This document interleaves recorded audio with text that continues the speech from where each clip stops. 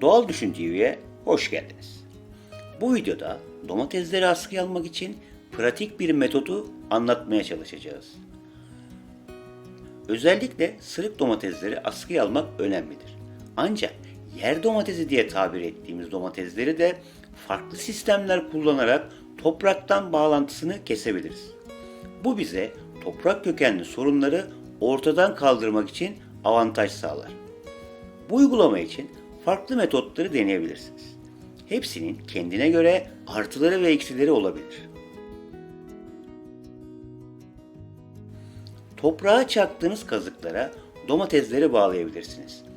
İnşaatlarda kullanılan hasır telleri U şeklinde toprağa sokabilir ve üzerine domatesleri sardırabilirsiniz. Tek sıra ağaç dallarını şerit halinde monte edip domatesleri toprakla bağlantısını kesebilirsiniz. Toprağa çaktığınız direklere kalın ip veya tel çekip bunlara domateslerinizi bağlayabilirsiniz.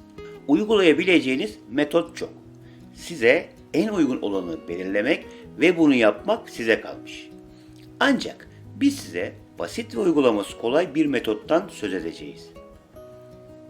Anlatacağımız sistem, kalın ip ve kazık kullanarak oluşturabileceğiniz ve diğer uygulamaların dezavantaj ve zorluklarına karşı nispeten daha kolay bir sistemdir. İlk adımımız kazıkları toprağa yerleştirmek olmalı. Çeşitli yüksekliklerde metal veya ahşap kazıklar olabilir. Ancak burada önemli olan domateslerinizin tam geliştiği zaman ne kadar boylanacağını bilmek gerekir ve buna göre yükseklik seçilmesi gerekir. Sıradaki her iki domates arasına bir kazık gelecek şekilde dizayn oluşturun.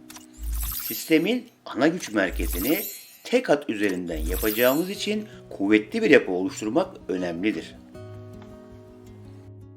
Her sıranın sonu ve başında yere 45 derecelik açıyla sabitleyeceğiniz kazıkları koymak daha güçlü bir sistem oluşmasına yardımcı olur. Bu açılı kazık bitkiler büyüdükçe destek ipi artışlarında da sistemi ayakta tutmak için gereklidir.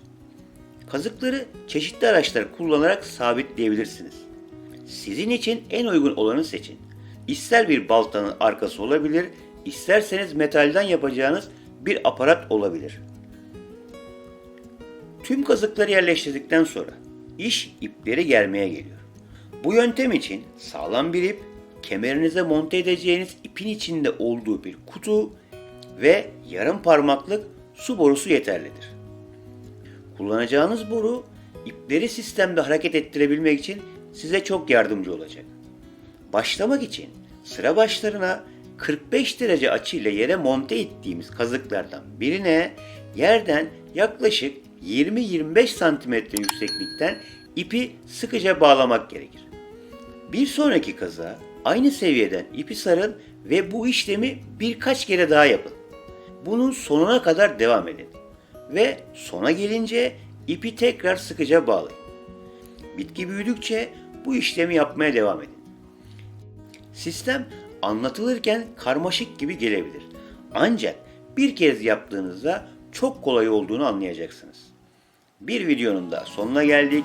Kimsenin sizi doğal düşünmekten alıkoymasına izin vermeyin. Sağlıklı kalın, sağlıcakla kalın.